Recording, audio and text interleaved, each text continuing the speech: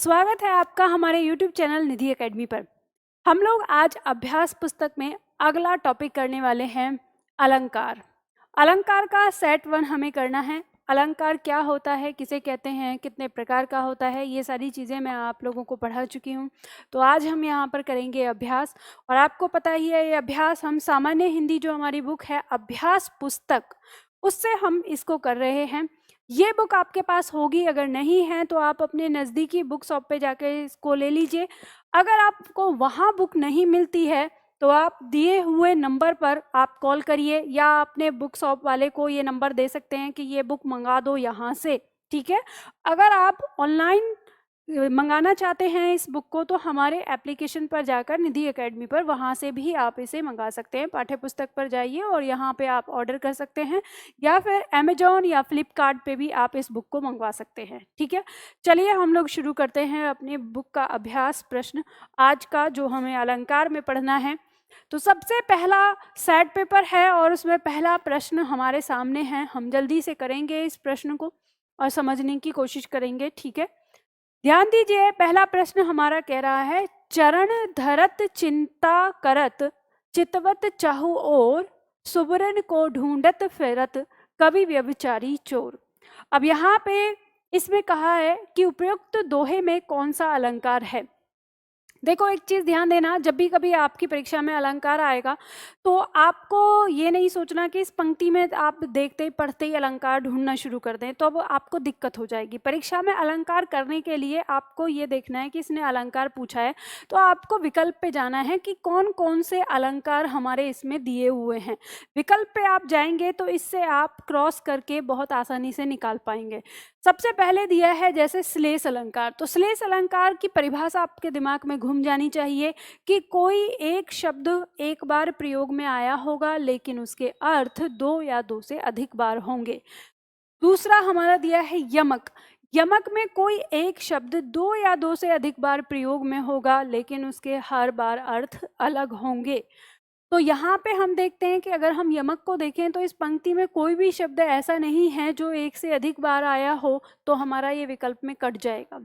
उसी तरह से रूपक को देखेंगे तो रूपक कहता है कि उपमेय रूपी उपमान होना चाहिए और उपमेय उपमान के बीच में आपको योजक चिन्ह देखने को मिलता है, ये इसकी शॉर्ट ट्रिक हो जाती है। तो इस पंक्ति में हमें कोई योजक चिन्ह नहीं दिखाई दे रहा और कहीं पे भी उपमेय उपमान आगे नहीं दिख रहे, यानी उपमेय रूपी उपमान नहीं दिख रहा, तो रूपक भी हमारा कट जाता है। मैंने आपको कहा है कि परीक्षा में आने पर कैसे आपको हल करना है। फिर उपमा अलंकार के पास जाते हैं तो उपमा अलंकार कहता है कि वाक्य के अंदर आपको, यानी जो पंक्ति दी होती है उसमें सा, सी, सो, सम, तुल्य जैसे शब्द जिनका अर्थ हो के समान हमें वो वाक्य में देखने को मिलता है, लेकिन हमारे इस किसी भी वाक्य में ऐसा कोई शब्द नहीं है, तो उपमा भी कट गया। हमारे पास बचता है श्लेष अलंकार, तो ये हमें मिल गया। ये ऐसे है जब आप पंक्ति का अर्थ नहीं निकल पाते हैं, आप परिभाषा को याद रख के भी अलंकार कर सकते हैं। अब ये तो हमें उत्तर मिल गया, लेकिन हम देखेंगे कि श्लेष आखिर है किसमें, वो कौन सा शब्द है जिसके एक से अधिक अर्थ हैं। तो आपको पता है कि सुबरन शब्द के अर्थ यहाँ पर 3 हैं अलग अलग, कवि के लिए, व्यभिचारी के लिए और चोर के लिए। कि सुबरन का अर्थ कवि के लिए आ गया शब्द, सुबरन का अर्थ व्यभिचारी के लिए आ गया सुंदर स्त्री, और सुबरन का अर्थ चोर के लिए आ गया सोना यानी धन से, ठीक है। तो इस तरह से इसमें शब्द तो हमारा एक है लेकिन उसके अर्थ 2 से अधिक हैं, तो वो हमारा यहाँ पर श्लेष अलंकार हो गया। तो ये हमारा उत्तर हो गया। बात समझ में आ गई। इसी तरह से हम आगे बढ़ेंगे। आगे कहता है, अगली पंक्ति कहती है, जहां किसी वस्तु का लोक सीमा से इतना बढ़कर वर्णन किया जाए कि वह असंभव की सीमा तक पहुंच जाए, वहां कौन सा अलंकार होगा। ऑप्शन कह रहा है अतिशयोक्ति अलंकार, ऑप्शन कह रहा है विरोधाभास, ऑप्शन कह रहा है अतियुक्ति या उत्प्रेक्षा। तो देखो ध्यान देना, यहाँ कह रहा है कि जहां किसी वस्तु का लोक सीमा से इतना बढ़ा चढ़ाकर वर्णन किया जाए कि वह असंभव की सीमा तक पहुंच जाए। तो जो हमारा अतिशयोक्ति अलंकार होता है उसी का मतलब होता है कि वह काम जो होना असंभव हो और उसका वर्णन किया जाता है, तो वो हमारा अतिशयोक्ति अलंकार होता है। तो इसका जो उत्तर है वो हमारा अतिशयोक्ति ही होगा, क्योंकि पंक्ति में हमें दिया ही है, समझना तो मतलब हमें अर्थ तो निकालना नहीं है, पंक्ति में खुद ही वर्णन दिया है। तो ध्यान दीजिएगा, हो सकता है कि आपकी किताब के आंसर में इसमें इसका जो आंसर है वो गलत टाइप हो गया है, तो आप उस टाइपिंग मिस्टेक को देख लीजिएगा, सुधार दीजिएगा। मैंने इसलिए आपको बता दिया है कि शायद उसमें गलती हो गई है, ठीक है। तो इसका जो उत्तर होगा वो क होगा, उत्तर माला में शायद गलत आंसर दिया हुआ है, उसको आप समझ लेना। अब देखो इसके बाद हमें ये पता चला कि यानी बढ़ा चढ़ा के जब जिसका वर्णन किया जाता है तो वो हमारा अतिशयोक्ति होता है। नंबर तीसरा प्रश्न हमारा दिया हुआ है, नंबर 3 प्रश्न कहता है कंदु इंदु समदेह उमा रमन करुणा अयन में कौन सा अलंकार है। अब ऑप्शन से चले जाइए, दे रहा है श्लेष अलंकार, उपमा अलंकार, अनुप्रास अलंकार या रूपक अलंकार। तो जो हमारा अनुप्रास अलंकार होता है उसमें क्या होता है, शब्द की दोहराव होता है, लेकिन यहाँ किसी शब्द वर्ण का दोहराव होता है, तो वर्ण का दोहराव हमें नहीं दिखाई दे रहा, तो ये अनुप्रास कट जाता है हमारा। रूपक देखेंगे, रूपी नहीं है, इसमें कहाँ दिया है, देखो इसमें सम शब्द दिया है पंक्ति के अंदर, तो हमें पता है सा सी सो सम किसका होता है, उपमा अलंकार का होता है, तो हमें उत्तर मिल जाएगा। अगर हम अपनी ट्रिक के माध्यम से भी करते हैं तो हमें उत्तर मिल गया। यहाँ पर सम शब्द दिया है, के समान, इंदु के समान, ठीक है, तो उपमा अलंकार इसमें हो जाएगा। आगे बढ़ते हैं, अगला प्रश्न आता है लहर लहर कर यदि चूमे तो किंचित विचलित मत होना। पंक्ति दी हुई है, इन पंक्तियों में अलंकार पूछा गया है, श्लेष अलंकार, यमक अलंकार, वक्रोक्ति या उपमा अलंकार। तो देखो आप यहाँ देख रहे हैं कि लहर और फिर लहर, एक शब्द का 2 बार प्रयोग हुआ है, तो फिर हो ना हो इसमें यमक अलंकार हो सकता है। तो यहाँ कह रहा है कि लहर लहर कर यदि चूमे, लहर अगर मचल कर, तो एक लहर का मतलब तो लहर ही है जो पानी की लहर होती है, और दूसरे लहर का मतलब है मचलना। तो इसमें क्या हो गए, एक शब्द आया और शब्द के मतलब एक शब्द 2 बार प्रयोग हुआ है, दोनों बार उसके अलग अर्थ हैं, तो वहाँ हमारा कौन सा अलंकार होगा, यमक अलंकार होगा। ये तो आपने बता ही दिया, तो ख उत्तर हो जाएगा इसका। अगला हमारा प्रश्न आता है प्रश्न संख्या 5। प्रश्न संख्या 5 हमारा कह रहा है जहां उपमेय में उपमान की समानता की संभावना व्यक्त की जाती है। तो देखो जहाँ पे समानता की संभावना यानी उपमेय में उपमान की समानता जहाँ कह दी जाती है, तो वहाँ हमारा अलंकार कौन सा होगा, उत्प्रेक्षा, उपमा, रूपक, संदेह। तो वहाँ हमारा होता है उपमा अलंकार, क्योंकि उपमा अलंकार में के समान का मतलब क्या होता है, समानता बताना, ठीक है, समानता की संभावना। तो इसका उत्तर क्या हो जाएगा, उपमा अलंकार, ख उत्तर हो जाएगा। आगे बढ़ते हैं, अगला प्रश्न दिया है प्रश्न संख्या 6। प्रश्न संख्या 6 कहता है कि नाचे अचानक हो रहे बिन पावस वन मोर। प्रस्तुत पंक्तियों में अलंकार बताना है। ऑप्शन दिया है भ्रांतिमान, विरोधाभास, वक्रोक्ति, विभावना अलंकार। अब देखो आपको यहाँ पर ध्यान देना है, भ्रांतिमान का मतलब होता है पंक्ति में जब हमें कोई भ्रम होता हो किसी चीज का। तो यहाँ क्या हो रहा है, नाचे अचानक हो रहे, यानी जो मोर हैं नाच रहे हैं, बिन पावस वन मोर। पावस मतलब वर्षा ऋतु, बिन माने नहीं, वर्षा ऋतु नहीं है लेकिन वन में मोर नाच रहे हैं अचानक से। तो जो कारण है वो नहीं है लेकिन फिर भी कार्य हो रहा है, तो वहाँ पर हमारा विभावना अलंकार होता है, क्योंकि विभावना की परिभाषा ही ये होती है। भ्रांतिमान होता है जहाँ कहीं भ्रम हो जाए, तो यहाँ कोई भ्रम नहीं हुआ है। वक्रोक्ति का मतलब होता है जब टेढ़ा कथन, जानबूझ के कुछ टेढ़ी बात कही जाए, तो यहाँ कोई ऐसी टेढ़ी बात नहीं है, ठीक है। विरोधाभास, कोई विरोध भी नहीं हो रहा, विरोध का आभास भी नहीं हो रहा, तो ये भी कट जाएगा। तो यहाँ हो रहा है विभावना, यानी कारण नहीं है लेकिन फिर भी कार्य का होना पाया जा रहा है। यानी पावस ऋतु यानी बरसात ऋतु में ही मोर नाचते हैं, लेकिन बरसात ऋतु नहीं है लेकिन फिर भी अचानक से मोर नाच रहे हैं, तो ऐसे में हमारा क्या होगा, विभावना अलंकार हो जाएगा। अगला प्रश्न हमारा आता है, प्रश्न दिया है उस काल मारे क्रोध के तन कांप उन्हें उनका लगा, मानो हवा के जोर से सोता हुआ सागर जगा। अब यहाँ पे पंक्ति दिया है कि अब इसको इस उद्धरण में हमको अलंकार बताना है, अतिशयोक्ति होगा, उपमा होगा, उत्प्रेक्षा होगा या रूपक होगा। तो जब हम अलंकार पढ़ते हैं तो हमको पता है कि यदि पंक्ति में हमें मानो या मानो के समान अगर कोई शब्द दिख जाता है जिसका अर्थ है मानो मतलब कल्पना करना, तो जिस उसमें आ जाता है तो वहाँ हमारा उत्प्रेक्षा अलंकार हो जाता है। उत्प्रेक्षा का मतलब ही होता है कि वहाँ कल्पना कराई जाए, जहाँ उपमेय में उपमान की कल्पना कराई जाती है वो वहाँ उत्प्रेक्षा अलंकार होता है। तो यहाँ पर कल्पना कराई जाए, मानो हवा के वेग से सोता हुआ सागर जगा, कि ऐसे समझ लो जैसे कि हवा के वेग से सोता सागर जग जाए, तो इसमें कल्पना कराई गई, तो यह हमारा अलंकार हो जाएगा उत्प्रेक्षा अलंकार। इसके बाद हमारा अगला प्रश्न आता है, प्रश्न संख्या 8। अलंकार के संदर्भ में मानवीकरण से क्या अभिप्राय है? ऑप्शन यहाँ पर दिया हुआ है, जीवात्मा का मानव बन जाना मानवीकरण होता है, या मनुष्य द्वारा करने योग्य जो चीजें हैं वो मानवीकरण होता है, या वशीकरण द्वारा अन्य जीवों को मानव बना देना ये मानवीकरण होता है, या वह अलंकार जिसमें भावनाओं में मानव गुण व कार्यों का आरोप किया जाए।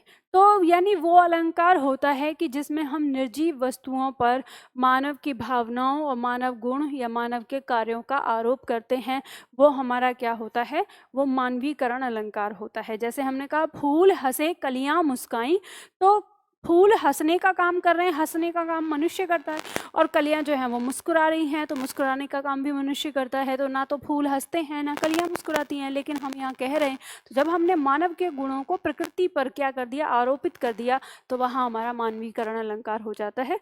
तो इसमें क्या है, मानवीकरण होगा। आगे बढ़ते हैं, अगला प्रश्न आता है। अगला प्रश्न है हमारा प्रश्न संख्या 9। पूत कपूत तो काहे धन संचय, पूत सपूत तो काहे धन संचय। पंक्ति कहती है इन पंक्तियों में अलंकार बताना है, छेकानुप्रास होगा, लाटानुप्रास होगा, वृत्त्यानुप्रास होगा, या अंत्यानुप्रास होगा। तो देखो आपको पता है छेकानुप्रास में किसी वर्ण की आवृत्ति 2 बार होती है, तो इस पंक्ति में वर्ण की आवृत्ति लगातार 2 बार नहीं हो रही, ठीक है।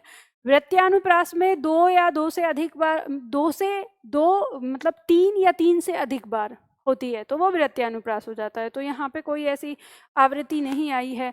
अंत्यानुप्रास अंतिम वर्ण का आवृत्ति होती है, वहाँ होता है। लेकिन लाटानुप्रास कहता है जब किसी वाक्य या वाक्यांश की आवृत्ति जब 2 बार होती है उसी अर्थ में, तो वहाँ लाटानुप्रास होता है। तो यहाँ दिया है पूत कपूत तो क्यों धन संचय, और पूत सपूत तो क्यों धन संचय। वही है, इसका अर्थ है कि क्यों धन का संचय करते हो, और क्यों धन का संचय करते हो, तो अर्थ भी वही है, अर्थ में कोई परिवर्तन नहीं, लेकिन मूल अर्थ में परिवर्तन है कि यदि पुत्र कपूत है तो क्यों धन संचय करते हो, और यदि पुत्र सपूत है तो क्यों धन संचय करते हो। तो ऐसी स्थिति में जो हमारा अलंकार है वो क्या होगा, लाटानुप्रास अलंकार होगा, ठीक है। तो उत्तर हमारा क्या हो जाएगा, ख हो जाएगा। आगे बढ़ते हैं, अगला प्रश्न है प्रश्न संख्या 10। प्रश्न संख्या 10 कहता है कि दिवसावसान का समय मेघमय आसमान से उतर रही है, वह संध्या सुंदरी परी सी धीरे धीरे धीरे।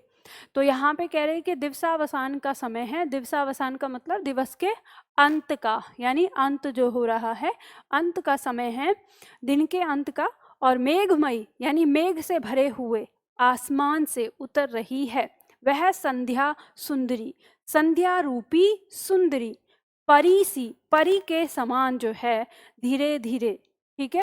तो इन पंक्तियों में कौन सा अलंकार है, तो देखो यहाँ पे आपका, अगर हम संध्या रूपी सुंदरी कहते हैं तो यहाँ पे संध्या रूपी सुंदरी, तो इसमें हमारा रूपक अलंकार भी हो गया, ठीक है। परीसी अगर हम यहाँ कहें तो परीसी हमारा उपमा अलंकार भी हो जाता है, ठीक है। और वैसे अगर हम देखें तो पंक्ति के अंदर हमारा मानवीकरण अलंकार है। तो अब इसमें हम देखें तो इसके अंदर जो हमारा अलंकार दिया हुआ है, मतलब जो उदाहरण दिए हुए हैं, सॉरी विकल्प जो दिए हैं, वो रूपक भी है, उपमा भी है, और मानवीकरण भी है। तो इसमें एक और विकल्प होना चाहिए था जो परीक्षक को देना चाहिए था कि उपर्युक्त सभी, लेकिन इसमें प्रश्न में इस तरह का प्रश्न नहीं दिया, उपर्युक्त सभी नहीं दिया है। तो यहाँ पे हम देखेंगे कि संध्या रूपी सुंदरी में तो रूपक दिया है, तो आप इसे चाहे इसे लगाओ, इसमें उत्तर आपके सही सारे सही हो जाएंगे। लेकिन जब ऐसी स्थिति आ गई कि तीनों आ गए, तो ऐसी स्थिति में आपको इसकी पहली पंक्ति के हिसाब से देना होगा कि जैसे हम मतलब इसमें जो भाव आ रहा है, मतलब सॉरी पंक्ति के हिसाब से नहीं, अर्थ के हिसाब से। तो अर्थ के हिसाब से जिसकी सबसे ज़्यादा प्रबल संभावना है वो हमें इसका उत्तर देना होगा।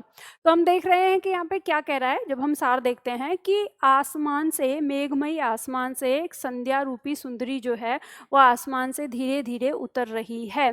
तो यहाँ क्या हो रहा है, जो प्रकृति है, संध्या मतलब शाम के लिए कहा गया है, ठीक है, जो शाम है उस प्रकृति पर एक मानव होने का आरोप किया गया है। तो जो प्रबल संभावना जो है जो हमको दिख रही है अर्थ में, वो किसकी दिख रही है, मानवीकरण की। तो जब इस तरह से कोई प्रश्न आएगा तो उसमें फिर आप ऐसे लगाएंगे। अगर आप इसमें रूपक या उपमा भी लगा देते हैं तो फिर भी आपका ये प्रश्न सही हो जाएगा। सही नहीं होगा तो ये प्रश्न या तो परीक्षा से काट दिया जाएगा, या फिर जिन्होंने रूपक लगाया, जिन्होंने उपमा लगाया, जिन्होंने मानवीकरण लगाया, तीनों ही तरह के छात्रों को अंक दे दिए जाएंगे। तो ऐसा जब कोई प्रश्न आता है तो उसमें आप अपनी परिभाषा के अनुसार चलते हैं तो सारी चीजें आपकी उसमें आ जाती हैं, ठीक है, मतलब अंक आपको मिल जाएंगे। आगे बढ़ते हैं, अगला प्रश्न आता है प्रश्न संख्या 11। प्रश्न संख्या 11 हमारा कहता है कि निम्नलिखित विकल्पों में से शब्द अलंकार को चिन्हित करना है, ठीक है, शब्द अलंकार बताना है, यमक, रूपक, व्यतिरेक या प्रतीप। तो देखो हम पढ़ते हैं अर्थ अलंकार, शब्द अलंकार, यानी जिनमें शब्दों से चमत्कार होता है शब्द अलंकार, जिसमें अर्थ से चमत्कार होता है अर्थ अलंकार, और उभय अलंकार, ठीक है, 3 प्रकार के अलंकार पढ़ते हैं। तो इसमें वही पूछ रहा है कि शब्द अलंकार कौन सा है। तो यमक अलंकार जो है वो हमारा शब्द अलंकार है जिसमें शब्दों के माध्यम से चमत्कार होता है। व्यतिरेक, रूपक और प्रतीप ये हमारे क्या हैं, अर्थ अलंकार हैं, ठीक है। चलो आगे बढ़ते हैं, आता है हमारा प्रश्न संख्या 12। प्रश्न संख्या 12 हमारा कहता है कि दीन मुद्रिका डारी तब कपि करी हृदय विचार, हरस उठी कर गेहूं जनहु अशोक अंगार। तो यहाँ इसमें कौन सा अलंकार है ये आपको देना है, दीन मुद्रिका डारे तब, यानी यहाँ कह रहे हैं कि जो हनुमान जी हैं उन्होंने अपने हृदय में विचार करके जो मुद्रिका है वो उसको डाल दिया है सीता जी के पास को, और हरस उठी कर गेहूं जनहु अशोक अंगार, और सीता जी ने जब वो अंगूठी में चमक देखी तो वो ये सोचकर खुश हो उठी कि अशोक के पेड़ ने अंगार फेंक दिया है। तो यहाँ पे उनको क्या हुआ है, भ्रम हुआ है, जनहु मतलब ऐसा जानकर समझकर, तो उन्हें भ्रम हुआ है। अब ऑप्शन आपका दिया हुआ है भ्रांतिमान, विरोधाभास, वक्रोक्ति या विभावना। तो जब उन्हें भ्रम हुआ है तो वहां पे क्या है, भ्रांतिमान अलंकार होता है, ठीक है। तो इसका उत्तर हमारा क्या हो गया, क हो गया। आगे बढ़ते हैं, अगला प्रश्न लेते हैं, प्रश्न संख्या 13। प्रश्न संख्या 13 कहता है जहां बिना कारण के कार्य का होना पाया जाए वहां कौन सा अलंकार होगा। यानी यहाँ पे कारण नहीं है मतलब, लेकिन फिर भी कार्य जो है वो पाया जा रहा है, यानी कार्य हो रहा है, तो उसे क्या कहेंगे हम, विरोधाभास कहेंगे, विशेषोक्ति कहेंगे, या विभावना कहेंगे, या भ्रांतिमान कहेंगे। तो देखो जहाँ पर साधन या माध्यम ना हो और फिर भी कार्य पाया जाए तो वहाँ हमारा विभावना अलंकार होता है। और मैंने परिभाषा लिखवाई है और आपको इनकी परिभाषा तो कम से कम याद रखनी पड़ेगी। जब परिभाषा याद रखेंगे तो फिर आपको अलंकार पहचानने भी आएंगे। आगे बढ़ते हैं, अगला प्रश्न हमारा कह रहा है प्रश्न संख्या 14।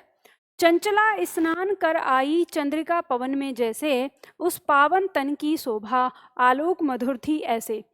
अभी इन पंक्ति में कौन सा अलंकार है ये आपको बताना है। कह रहा है चंचला स्नान कर आई, चंचला मतलब यहाँ पे स्त्री के लिए आया है, ठीक है।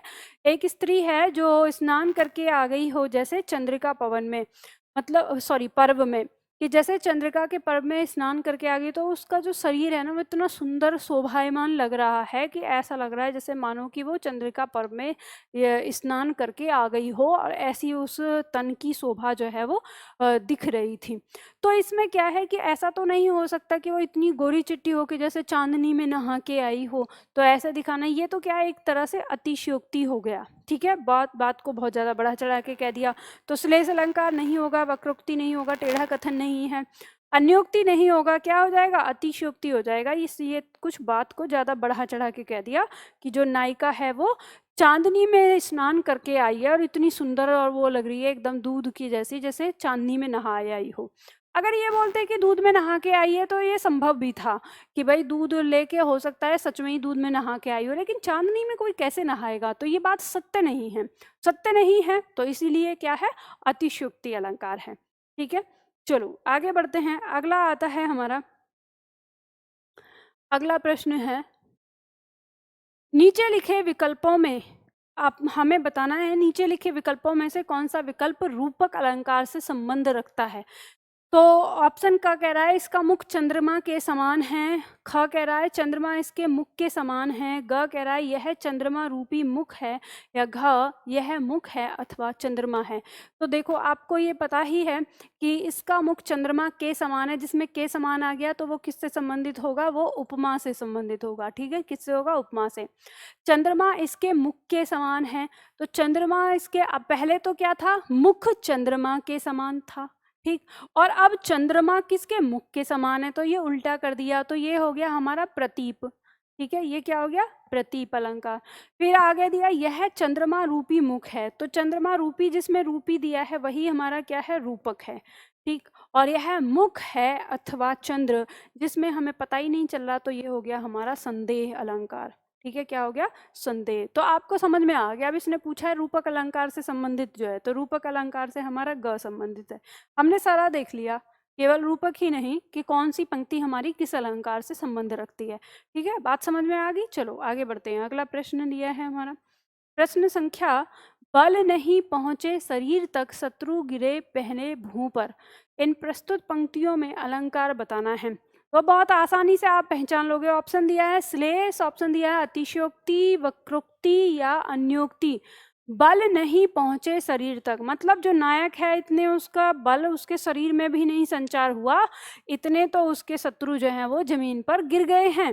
तो ये क्या है, ये सीधा सीधा अतिशयोक्ति है, मतलब बात को बहुत ज्यादा बढ़ा चढ़ा के कह रहा है कि उसके शरीर में भी बल नहीं पहुंचा तब तक।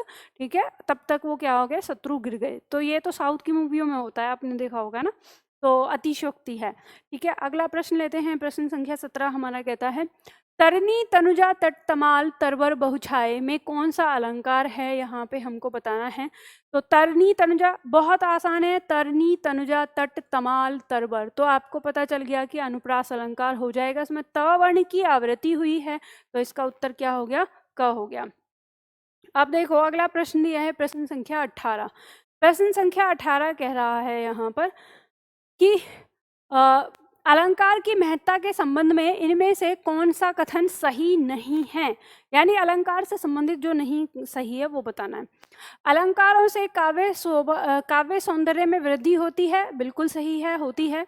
अलंकारों के बिना काव्य रचना की संभावना नहीं है, ये गलत लगता है। ऐसा नहीं है, बिना अलंकार के भी काव्य रचना कर सकते हैं। पर आगे बढ़ते हैं। अलंकार काव्य सौंदर्य उत्पन्न करते हैं, ये सही है, हाँ काव्य सौंदर्य उत्पन्न करते हैं। अलंकार से काव्य में रोचकता और प्रभाविष्णुता आ जाती है, तो ये बिल्कुल सही बात कही है। तो इसका मतलब जो इसमें गलत है वो क्या है, वो ख गलत है। यानी ऐसा नहीं है कि अलंकारों के बिना काव्य की रचना नहीं हो सकती, हो सकती है। ठीक है, तो यही हमारा क्या हो जाएगा, उत्तर हो जाएगा, ख आ गया। आगे बढ़ते हैं। अगला प्रश्न आता है, प्रश्न संख्या 19। प्रश्न संख्या 19 कहता है, नवल सुंदर श्याम शरीर की सजल नीरद सी कल क्रांति थी, इन पंक्तियों में आपको अलंकार बताना है। उपमा, रूपक, श्लेष या वक्रोक्ति। तो देखो यहाँ दिया है नीरद सी, नीरद मतलब बादल, सजल मतलब जल से युक्त बादल के समान कल क्रांति थी। तो के समान आ गया, तो के समान को दिखाने वाला क्या है यहाँ पर, उपमा अलंकार। तो इसमें क्या हो गया, हमारा उपमा अलंकार हो गया। आराम से पहचान लेंगे आप इसके जो ट्रिक है उसके माध्यम से। आगे दिया हुआ है प्रश्न संख्या 20, प्रस्तुत पंक्तियों में कौन सा अलंकार है। मेघमय आसमान से उतर रही वह संध्या सुंदरी परी सी धीरे धीरे धीरे। अब देखो फिर से यहाँ पे प्रश्न आ गया है, विकल्प चेंज कर दिए हैं। वही प्रश्न है कि मानवीकरण होगा, अतिशयोक्ति होगा, वक्रोक्ति होगा या अन्योक्ति होगा। तो देखो इसमें आपको पता ही है कि मेघमयी आसमान से उतर रही है संध्या रूपी, तो यहाँ पे प्रकृति पर किसका आरोप किया गया है, मानवीकरण का किया है। तो इसका उत्तर क्या हो जाएगा, क हो जाएगा। ठीक है, चलो आगे बढ़ते हैं। अगला प्रश्न लेते हैं। प्रश्न संख्या 21। प्रश्न संख्या 21 कहता है पीपर पात सरिस मंडोला। पीपर पात सरिस मंडोला प्रस्तुत पंक्तियों में कौन सा अलंकार है? ऑप्शन दे रहा है लाटानुप्रास है, उपमा है, श्लेष है या वक्रोक्ति है। तो इसमें हम देखेंगे, कह रहा है कि पीपर पात सरिस मंडोला। सरिस का मतलब है के समान, तो पीपल के पत्ते के समान मन डोल रहा है, तो के समान का प्रयोग हो गया, तो हमारा अलंकार क्या हो जाएगा? उपमा अलंकार हो जाएगा। समझ में आ गई बात? आगे बढ़ते हैं, अगला प्रश्न लेते हैं, प्रश्न संख्या 22। ऊधो जोग जोग हम नाही प्रस्तुत पंक्तियों में अलंकार है। अब देखो ऑप्शन तो आपको दिया है, पर आप पंक्तियों में यहीं पे अर्थ समझ सकते हो। ऊधो जोग जोग हम नाही, जो गोपिकाएं हैं वह ऊधो से कह रही हैं कि हे ऊधो, ये जो तुम जिस योग को हमें बता रहे हो हम इसको नहीं जानते। तो एक जोग का अर्थ हो गया योग और एक जोग का अर्थ हो गया जानना। तो जो जिस जोग को तुम हमें बता रहे हो वो हम नहीं जानते। तो जब शब्द एक ही लिखा हुआ है लेकिन इसके अर्थ दोनों में अलग अलग हैं, तो वहाँ हमारा क्या होता है? रूपक अलंकार होता है। ये आपको सॉरी वहाँ हमारा यमक अलंकार होता है, ये आपको पता है, ठीक है, रूपक नहीं यमक। तो यहाँ पे हमारा ऑप्शन भी दिया होगा, देखो विकल्प दिया है यमक अलंकार, उपमा अलंकार, श्लेष या रूपक। तो हमारा उत्तर क्या आ जाएगा? यमक अलंकार इसका उत्तर हो जाएगा। ठीक है, चलो आगे बढ़ते हैं, अगला प्रश्न, प्रश्न संख्या 23। प्रश्न संख्या 23 कहता है सिर झुकाकर तूने नियति की मान ली यह बात, स्वयं ही मुरझा गया तेरा हृदय जलजात। अब यहाँ पे कह रहा है कि सिर झुकाकर तूने नियति की मान ली यह बात, यानी अपना जैसे कोई व्यक्ति है उसने बहुत आसानी से बिना लड़े ही और प्रकृति के सामने हार मान ली, और उसका यहाँ पे हृदय रूपी जलजात, मतलब हृदय रूपी जो कमल है वो क्या हो गया? अपने आप ही मुरझा गया, यानी उसने हताशा मान ली है, निराशा मान ली है। तो यहाँ पे हृदय रूपी जलजात शब्द के प्रयोग में हुआ है, तो उपमेय रूपी उपमान। तो उपमेय रूपी उपमान का प्रयोग हमारा रूपक अलंकार में होता है, ये हमने पढ़ा है। जब हम अलंकार पढ़ते हैं तो वहाँ हमें इन चीज़ों के बारे में समझ में आ जाता है। ठीक है, अब पॉइंट नंबर 24 की बात करेंगे। पॉइंट नंबर 24 में दिया है मैं जो कहा रघुवीर कृपाला, बंधु न होई मोर यह काला। इस उद्धरण में कौन सा अलंकार है? ऑप्शन दिया है भ्रांतिमान, ऑप्शन दिया है संदेह, ऑप्शन दिया है प्रतीप, ऑप्शन दिया है अपहनुति। तो देखो आपको जब इसमें पंक्ति में दिया हुआ है तो आपको हर पंक्ति का अर्थ यानी हर जो अलंकार है उसकी परिभाषा जाननी होगी। भ्रांतिमान का मतलब होता है जहाँ पर कोई चीज़ समझ में ना आए या हमें ऐसा भ्रम हो जाए, या कहें उपमेय में जब उपमान का भ्रम उत्पन्न हो तो वहाँ भ्रांतिमान अलंकार होता है। तो इस पंक्ति में ऐसा कोई भ्रम उत्पन्न नहीं हो रहा है किसी भी चीज़ में, तो ये हमारा कट जाएगा। संदेह अलंकार में क्या होता है कि जब ये निश्चित हो जाए कि या तो ये है या तो ये है और हमें कभी ये निश्चित ही ना हो, मतलब कि दोनों में से कौन सी चीज़ है, मतलब क्या बना रहे? शक बना रहे हमेशा कि पता नहीं या तो ये है या तो ये है। तो जब ऐसी स्थिति बनी रहे जहाँ निश्चित ना हो सके वो संदेह होता है। तो इसमें कोई ऐसी बात नहीं कही जा रही कि जिसमें कुछ निश्चित ना हो। ठीक है, तो ये कट जाएगा। प्रतीप अलंकार का मतलब क्या होता है कि जब उपमा, ये कहते हैं ना कि अब हमने जब वो उपमा अलंकार पढ़ा तो उपमेय की उपमान में समानता दिखाते हैं। यहाँ क्या होता है कि उपमान को उपमेय के जैसा दिखाया जाता है, मतलब उपमेय को अच्छा बता दिया जाएगा, उपमान को उसके जैसा। जैसे हम कहते हैं कि ये जो चंद्रमा है ये उस मुख के समान है, ऐसे कह दिया जाता है, तो वो प्रतीप होता है। तो यहाँ पे किसी भी बात को ऐसे नहीं बोला जा रहा है, तो ये कट जाएगा। अब ऑप्शन बचता है अपहनुति। अपहनुति का मतलब होता है जब उपमेय को छिपाकर उपमान होना दिखाया जाए, तो वहां पे क्या होता है? अपहनुति होता है। जैसे अब इसमें पंक्ति में देखना, मैं जो कहा रघुवीर कृपाला, बंधु न होई मोर यह काला। तो यहाँ पे पंक्ति है ये तब की है कि जब बाली को मारने के लिए जो सुग्रीव के साथ जब भगवान राम ने बाली को मारा था, तो राम ने कहा कि जाके तुम पहले बाली से लड़ो और फिर मैं उसका मारूंगा, उसका वध करूंगा। तो जब सुग्रीव गया वहाँ पे, लेकिन वहाँ पे दोनों ही भाई एक जैसे दिखते थे, राम पहचान नहीं पाए कि कौन सा बाली है कौन सा सुग्रीव है, तो उन्होंने तीर नहीं चलाया। फिर जब सुग्रीव जैसे तैसे मतलब अपनी जान बचा के आया, तो उसने कहा कि तब बोला कि मैं जो कहा रघुवीर कृपाला, कि मैंने तो पहले ही बताया था रघुवीर कृपाल को कि बंधु न होई, यह मेरा बंधु नहीं है, मोर यह काला। ये तो काल मतलब मृत्यु है, ठीक है, यहाँ पे काल का मतलब मृत्यु है। तो इन्होंने क्या किया कि बंधु नहीं है, मतलब है तो भाई ही उसका, लेकिन भाई न होके उसको क्या उपमान दिया है, मृत्यु की उपमान दिया है। तो यहाँ पर जो अलंकार उत्पन्न हुआ है वो अपहनति है, यानी उपमेय को छिपाकर उपमान होना दिखाया जा रहा है, तो ये हमारा अपहनति अलंकार हो जाता है। ठीक है, तो इसका उत्तर हो जाएगा। आगे देखो, अगला आता है, फूले कांस सकल मही छाई, जनु बरसा ऋतु प्रकट भुलाई बुढ़ाई।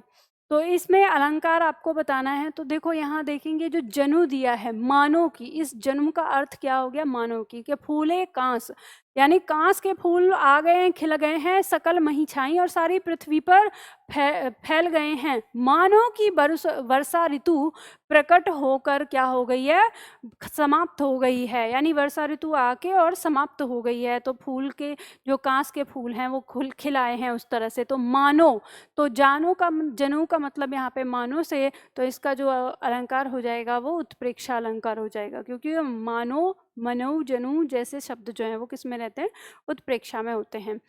अगला हमारा आता है प्रश्न संख्या 26। किस पंक्ति में अपहनति अलंकार है, यहाँ पे दिया है किस पंक्ति में अपहनति अलंकार है। तो दिया है इसका मुख चंद्रमा के समान है, चंद्र इसके मुख के समान है, या इसका मुख ही चंद्र है, या यह चंद्र नहीं मुख है। तो हमने कहा कि क्या करता है वो, उपमेय का निषेध करता है, नहीं दिया और फिर उपमान होना दिखाता है। तो अपहनति अलंकार यही होता है, यह चंद्र नहीं मुख है। ठीक है, तो इस तरह से जिस पंक्ति में यह होता है वहां हमारा अपहनति अलंकार होता है। अब दिया है आगे हमारा अगला प्रश्न, मुख बाल रविसम लाल होकर ज्वाला सा बोधित हुआ। तो देखो यहाँ पे कह रहा है कि वो मुख बाल रविसम के समान और ज्वाला सा के समान। तो इसके अंदर हमें पता चल गया के समान जो है वो हमारा उपमा अलंकार होता है, तो ऑप्शन हमारा दिया है उपमा अलंकार इसमें हो जाएगा।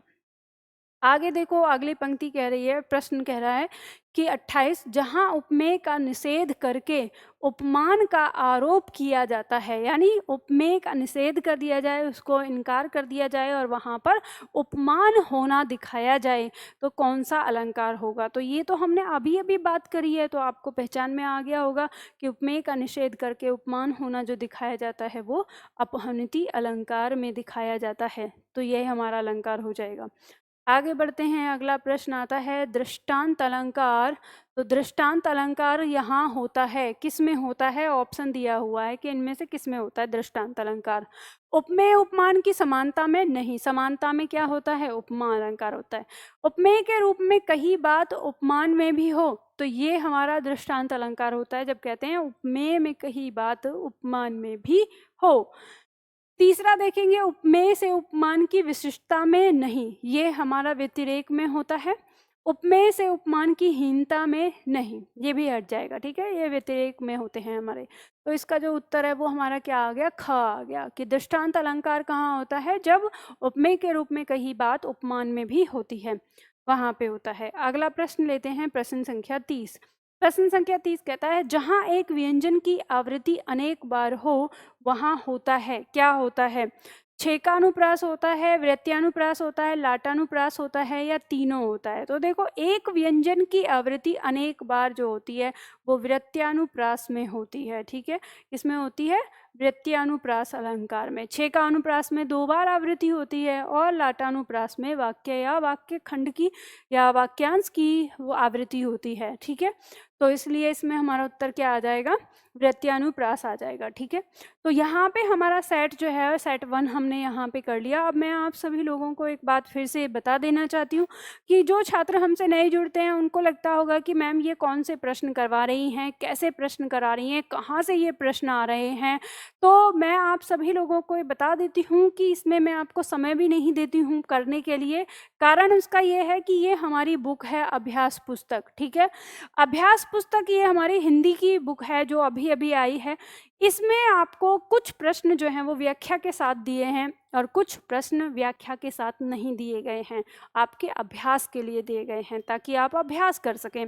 तो जो प्रश्न आपके अभ्यास के लिए दिए गए हैं उन्हीं प्रश्नों की मैं यहाँ पर व्याख्या कराती हूँ, कि ताकि जब आप अभ्यास करें और आपसे जब वो प्रश्न ना हो, अगर कोई प्रश्न, तो उस प्रश्न में जो आपको समस्या आई है वो यहाँ पे वो आप उस सेट की वीडियो निकालें और उस वीडियो में उस प्रश्न को जाके आप देख सकते हैं। ठीक है, तो आप इस तरह से कर सकते हैं, इसलिए आपको ये दिया जा रहा है, मतलब ये कराया जा रहा है। तो ये यूट्यूब पे रहता है, इसकी प्लेलिस्ट बनी हुई है। अब जरूरी नहीं है आपको कहीं और जाके खोजना है, आप हमारे यूट्यूब पे जाइए, प्लेलिस्ट में जाइए, जो टॉपिक है टॉपिक के हिसाब से हर टॉपिक वाइज आपकी ये मिलेगा।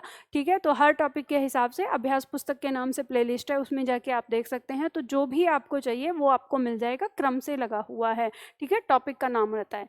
तो ये चीज़ आपको समझ में आ गई। तो चलिए फिर आज के लिए हम इतना ही करते हैं, फिर मिलते हैं अगले वीडियो में अगले टॉपिक के साथ।